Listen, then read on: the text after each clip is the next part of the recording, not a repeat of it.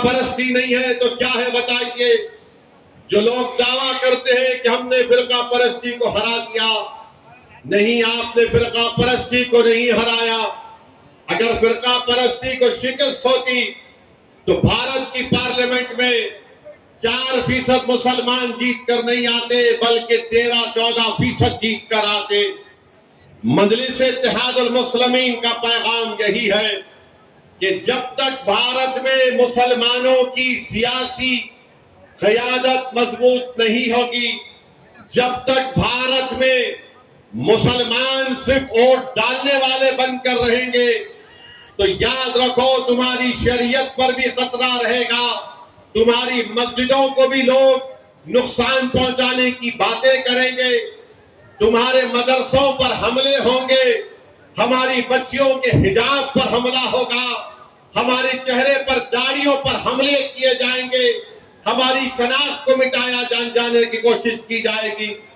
इसीलिए मैं बार बार यही कहता हूं कि यकीनन वतन हमारा और हमेशा हमारा वतन रहेगा, मगर याद रखो भारत के मुसलमानों, अगर आप सिर्फ वोट डालने वाले बनकर रह जाएंगे तो फिर आपकी तकलीफ में कमी नहीं होगी, आपके मसाइल हल नहीं होंगे, आपकी नाइंसाफी का सिलसिला खत्म नहीं होगा, आपकी मस्जिदों पर हमले खत्म नहीं होंगे, आप पर शख्सी हमले खत्म नहीं होंगे। याद रखो भारत की जमहूरियत की कल हकीकत यही है कि जिसके पास उसके वोटों से उसके नुमाइंदे जीत कर आते हैं, उन्हीं से इंसाफ किया जाता है।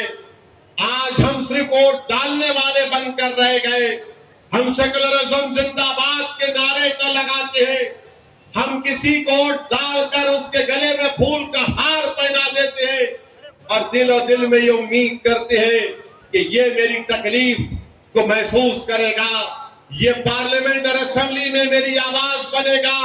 मगर बताओ, तुम जानते हो, तुम गवाह हो नौजवानों, पिछले 10 साल से जब से नरेंद्र मोदी की हुकूमत है, जब कभी भी मुसलमानों पर नाइंसाफी की बात उठी, जब कभी भी मुसलमानों के खिलाफ कॉन्स्टिट्यूशन के खिलाफ कानून बनाया गया, ट्रिपल तलाक का कानून हो, CAA का कानून हो, UAPA का कानून हो, तुम गवाह हो नौजवानों, तुम एक को कामयाब करके भिजाए मेरे साथ इम्तियाज जलील को, तो हम और इम्तियाज जलील ने हिंदुस्तान की पार्लियामेंट के दरो दीवार को हिला कर रख दिया। हमने बता दिया कि गरीब और मजलूम मिल्लत ने हमको डालकर कामयाब किया, हम उनके वोटों से जीत कर आए हैं और हमारी जिम्मेदारी है कि हम नाइंसाफी के खिलाफ आवाज बुलंद करें। जहां पर मुसलमानों के खिलाफ अगर कोई कानून बनता था तो मजलिस इत्तेहादुल मुस्लिमीन आवाज बुलंद करती थी। जहां पर गरीब, चाहे वो गरीब हिंदू हो, दलित हो, आदिवासी हो, अगर कोई कानून बनता तो मजलिस ने उसके खिलाफ आवाज उठाई। रिजर्वेशन का मसला आया, कैटेगराइजेशन का मसला आया, मजलिस ने कहा कि हमको काबिल कबूल नहीं है सुप्रीम कोर्ट का फैसला।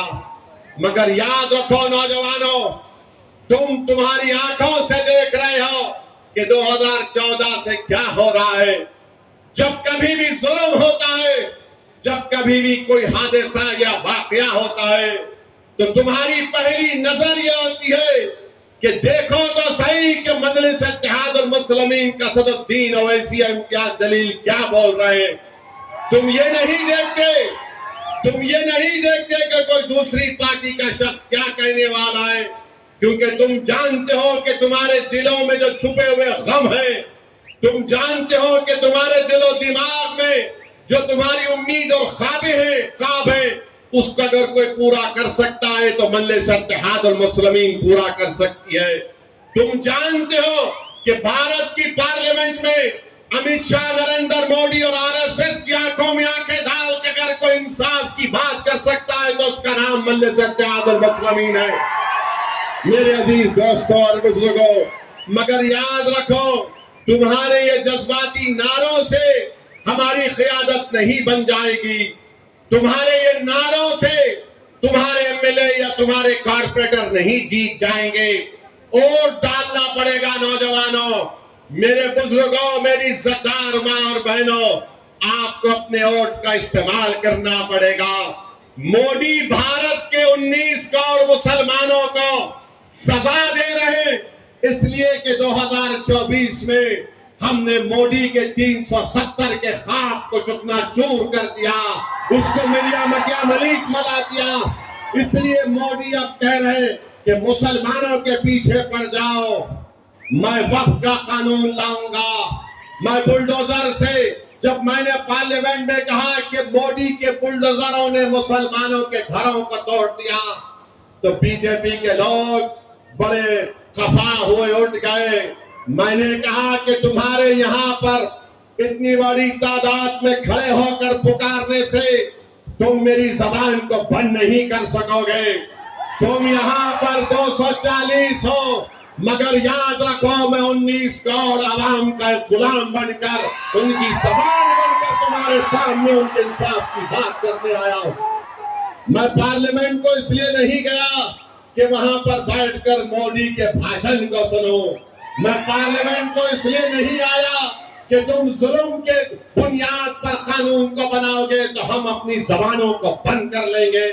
तुम इस्लाम और भारत के संविधान के खिलाफ कुछ कहोगे तो असदुद्दीन अवैसी तुम्हारे सामने खड़ा होकर इंसाफ की बात करता आया है और करता रहेगा। तुमने इम्तियाज जलील की कामयाबी को रोका।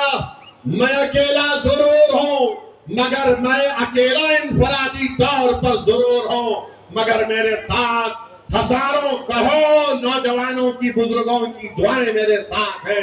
मेरे साथ इन नौजवानों के जज्बा है जो आज ये कह चुके हैं कि नौजवान पुकार पुकार कर कह रहा है, भारत का नौजवान चाहे वो मुसलमान दलित हो, अब मोदी हम तुझसे डरने वाले नहीं है। अब मोदी हम तुझसे डरने वाले नहीं है, हम कभी भी तुझसे नहीं डरे। अरे हम वो है मोदी जो सिर्फ अल्लाह से डरते और किसी के माइका लाल से नहीं डरने वाले हैं। मेरे अजीज दोस्तों और बुजुर्गों, मेरे नौजवानों, आज आपको अपने इत्तेहाद को और मजबूत करना पड़ेगा। भारत में हम देख रहे हैं क्या हो रहा है। लातूर महाराष्ट्र में एक शख्स 2 व्हीलर पर जा रहा है, अपनी बीवी के साथ, अपने छोटे बच्चे और बेटे के साथ। रॉन्ग साइड से गाड़ी आती है, इसको टक्कर मारती है। ये शख्स कहता है कि अरे भाई आप रॉन्ग साइड आकर हमको टक्कर मार दिए, जरा देख कर चलाना था। तो उस गाड़ी में बैठे हुए जालिमों ने कहा तू मुसलमान है, तुझे सबक सिखाएंगे, और गाड़ी से उसकी बीवी और एक मासूम बच्चे को रौंद दिया। बीवी मर गई और एक मासूम बच्चा उसका मर गया। बताओ ये क्या हो रहा है हमारे देश में। मेरे अजीज दोस्तों और बुजुर्गों, ऐसे कई वाकयात हमारे मुल्क में हो रहे हैं। मेरे भाई, सिर्फ अखबारात में पढ़कर और असदुद्दीन अवैसी की जबान से सुनकर तुम अफसोस का इजहार करोगे तो मेरी नजर में यह बुज़दिली की निशानी है। बहादुरों की निशानी यह है कि तुम मुत्तहिद हो जाओ, तुम अपने लीडर को पैदा करो। तुम गली से लेकर, पूरे महल्लों से लेकर, जिलों से लेकर, शहरों से लेकर, गांव से लेकर एक एक जगह पर अपने एक लीडरशिप को पैदा करो, तभी जाकर हम इस नाइंसाफी का मुकाबला कर पाएंगे। मेरे इज्जतदार माँ और बहनों, मैं आपको एक कहना चाहूंगा कि आप अपने हौसलों को बुलंद रखिए। नौजवानों, तुम्हारी और हमारी आंखों ने देखा कि मध्य प्रदेश में हाजी शहजाद अली के 20,000 स्क्वायर फीट के घर को बीजेपी की हुकूमत ने, मोदी के बुलडोजरों ने हाजी शहजाद अली को सिर्फ इसलिए उसका घर तोड़ दिया कि हाजी शहजाद अली ने महाराष्ट्र में जिस शख्स ने रसूलुल्लाह सल्लल्लाहु अलैहि वसल्लम की शान में गुस्ताखी करने की कोशिश की, हाजी शहजाद अली ने एहतजाज किया और मध्य प्रदेश की गवर्नमेंट बीजेपी की 20,000 स्क्वायर फुट के घर को हाजी शहजाद अली के उसको तोड़ देती है। मेरे अजीज दोस्तों और बुजुर्गों, यही चीजें हैं जो हमको पुकार पुकार कर कह रही नौजवानों कि अगर तुम सिर्फ नारे लगाओगे, तुम सिर्फ सीटियां बजाओगे, इससे नतीजा नहीं निकलेगा। नौजवानों, नतीजा उस वक्त निकलेगा जब तुम अपनी पार्टी के लीडरशिप को मजबूत करोगे। नतीजा उस वक्त निकलेगा जब महाराष्ट्र के आने वाले असेंबली इंतखाबात में इम्तियाज जलील की क़यादत में अगर मजलिस इत्तेहादुल मुस्लिमीन के 8-10 एमएलए कामयाब होकर जाएंगे और मजलिस के एमएलए कामयाब होकर जब महाराष्ट्र के असेंबली में जाएंगे और उसके बाद अगर कोई रसूलुल्लाह सल्लल्लाहु अलैहि वसल्लम की शान में गुस्ताखी करने की कोशिश करेगा, उसके बाद अगर कोई रोड पर चलने वाले हमारे मासूम को अपनी गाड़ी से रोंदेगा इसलिए कि मुसलमान है, तो फिर उसको मालूम होगा कि महाराष्ट्र के असेंबली में जब मजलिस के एमएलए रहेंगे तो कोई माई का लाल ये हरकत नहीं कर सकता इंशाअल्लाह।